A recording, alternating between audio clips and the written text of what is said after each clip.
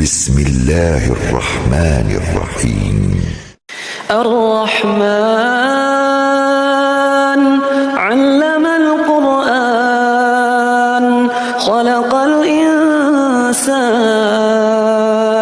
علمه البيان الشمس والقمر بحسبان والنجم والشجر يسجدان والسماء رفعها ووضع الميزان ألا تطغوا في الميزان وأقيموا الوزن بالقسط ولا تخسروا الميزان والأرض